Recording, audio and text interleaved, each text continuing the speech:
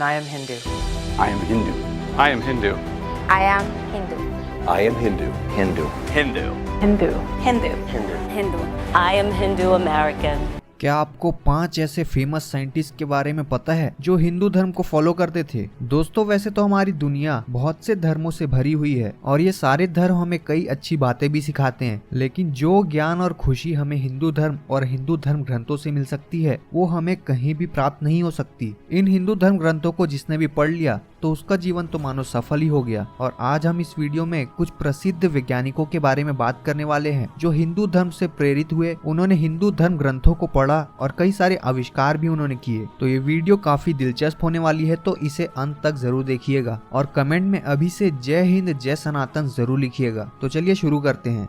Number 5, Julius Robert Oppenheimer. दोस्तों, Robert Oppenheimer एक American theoretical physicist थे जिनको फादर ऑफ एटॉमिक बॉम्ब के नाम से भी जाना जाता है, क्योंकि एटम बॉम्ब को बनाने के लिए सबसे ज्यादा योगदान इन्हीं का रहा है। रॉबर्ट एक साइंटिस्ट होने के साथ साथ हिंदू धर्म में भी पूरी आस्था रखते थे, इसलिए इन्होंने साल 1930 में भगवत गीता को इसकी ओरिजिनल लैंग्वेज यानी कि संस्कृत भाषा में पढ़ने के लिए संस्कृत सीखी, क्योंकि रॉबर्ट भगवत गीता को इंग्लिश में ट्रांसलेट करवा के पढ़ना नहीं चाहते थे। और दोस्तों, जूलियस रॉबर्ट भगवत गीता पढ़ने के बाद महाभारत और Indian mythology, Indian historical fact से काफी ज्यादा प्रभावित हुए और उन्होंने भगवत गीता के प्रति अपने विचारों को लोगों के आगे जाहिर भी किया, जिसमें उन्होंने कहा कि भगवत गीता सनातन धर्म का सबसे सुंदर और दार्शनिक गीत है जो हमें इस पूरे ब्रह्मांड और इनके रहस्यों को जानने में मदद करता है। और उनका मानना था कि भगवत गीता ही वो थी जिसने रॉबर्ट की जिंदगी के नजरिए को बदल कर रख दिया था। जब ओपेनहाइमर ने 16 जुलाई 1945 को मैक्सिको के डेजर्ट में अपने ही बनाए हुए एटम बॉम्ब का भयानक विस्फोट देखा तो तब उन्होंने कहा, I remembered the line from the Hindu scripture, the Bhagavad Gita. Vishnu is trying to persuade the prince that कि मुझे हिंदू शास्त्र भगवत गीता की वो पंक्ति याद आ रही है जब श्री कृष्ण अपना विराट स्वरूप दिखाते हुए अर्जुन को समझा रहे हैं कि मैं लोगों का नाश करने वाला महाकाल हूँ और मैं इस समय इस धर्म का विनाश करने के लिए प्रेरित हुआ हूँ।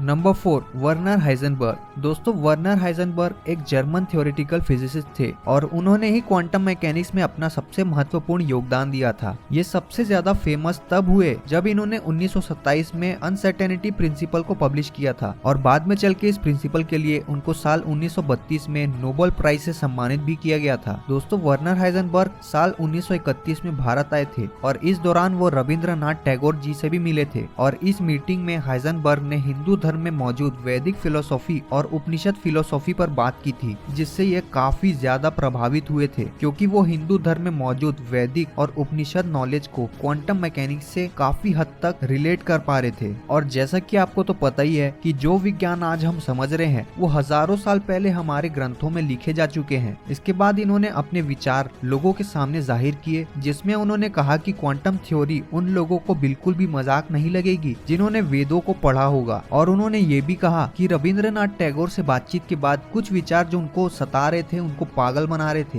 वो विचार अचानक से उन्हें अधिक समझ में आने लगे और वो उनके लिए बहुत बड़ी मदद साबित हुई, जिससे वो हिंदू धर्म में मौजूद वैदिक नॉलेज की कोर को अधिक समझ पाए। उन्होंने ये भी कहा कि अब वो फिजिक्स की उन गलतियों को भी सुलझा पाएंगे जो पहले उन्हें काफी ज्यादा उलझी हुई लग रही थी। और दोस्तों, आपके नॉलेज के लिए बता दें कि वेदों और उपनिषदों का ज्ञान दुनिया में सबसे ज्यादा तब फैलने लगा, तब पॉपुलर होने लगा जब वर्नर हाइजेनबर्ग ही 19वीं सदी में वैदिक नॉलेज से काफी ज्यादा प्रभावित हुए थे। उसके बाद वेदों और उपनिषदों को दूसरी भाषा में ट्रांसलेट भी किया जाने लगा।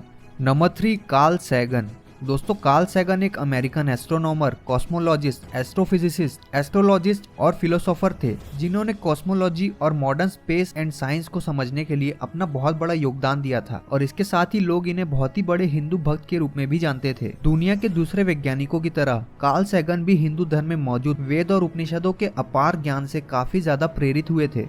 The Hindu religion is the only one of the world's great faiths dedicated to the idea that the cosmos itself undergoes an immense, indeed an infinite, number of deaths and rebirths.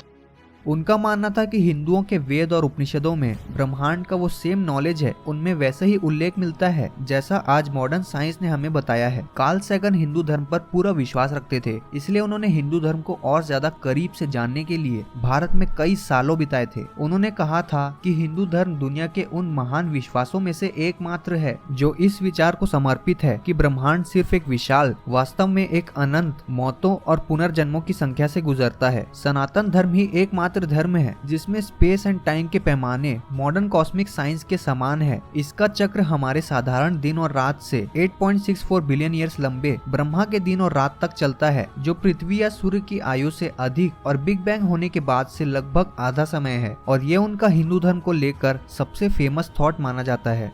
Number 2, Irwin Schrodinger. दोस्तों, Irwin Schrodinger एक famous Austrian Irish physicist थे जिन्होंने quantum physics में अपना बहुत ही महत्वपूर्ण योगदान दिया था। इसलिए साल 1933 में इनकी वेव मैकेनिक्स इक्वेशन के लिए इनको नोबेल प्राइज से सम्मानित भी किया गया था और सन 1937 में इनको मैक्स प्लैंक मेडल से सम्मानित भी किया गया था। दोस्तों, अर्विन को वेदांता हिंदू भी कहा जाता है क्योंकि ये वेदों और उपनिषदों से काफी ज्यादा प्रभावित थे। इनका एक प्रसिद्ध विचार है जिसमें इन्होंने कहा था कि मेरे क्वांटम मैकेनिक्स के ज्यादातर सिद्धांत वेदों से काफी ज्यादा प्रभावित हैं, क्योंकि इन्होंने वेदों और उपनिषदों को काफी ज्यादा गहराई से अध्ययन किया था और उनको इनसे काफी ज्यादा ज्ञान प्राप्त हुआ जो इन्हें कहीं से भी प्राप्त नहीं हो सकता था। उनका मानना था कि वो अपने साइंटिफिक थॉट्स को वेदों से काफी ज्यादा कनेक्ट कर पाते हैं। उन्होंने ऑब्जर्व किया कि जैसे क्वांटम मैकेनिक्स में एक पार्टिकल तभी एग्जिस्ट करता है जब उसको कोई देख रहा होता है, और जब पार्टिकल को ऑब्जर्व किया जाता है तब वो वेव की फॉर्म में होता है। इसी प्रकार वेदों में भी बताया गया है कि हमारी दृष्टि ही इस पूरी सृष्टि को बनाए हुए है। जब हम मर जाते हैं तो हमारे लिए पूरी सृष्टि भी मर जाती है।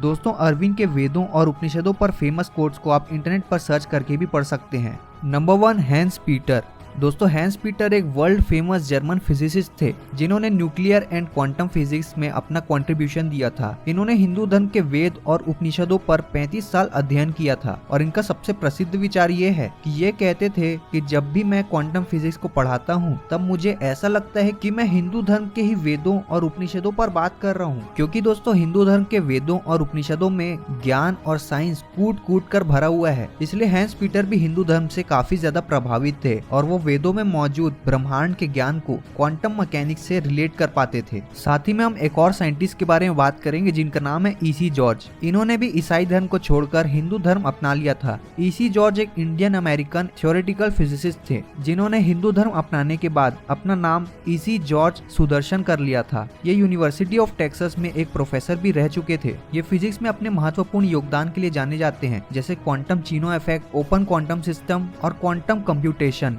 इन्होंने अपना ज्यादातर टाइम हिंदू धर्म में मौजूद वेद, पुराण और उपनिषदों का अध्ययन करने में बिताया था। तो दोस्तों, ये थी आज की वीडियो। अगर आपको ये वीडियो देखने के बाद अपने हिंदू होने पर गर्व महसूस हुआ है तो कमेंट में जय हिंद जय सनातन जरूर लिखिएगा, और अगर वीडियो पसंद आई हो तो लाइक और शेयर भी दबाकर कीजिएगा। अगर चैनल में नए हैं तो सब्सक्राइब जरूर करें। मिलते हैं अगले वीडियो में। जय हिंद, जय भारत, जय सनातन।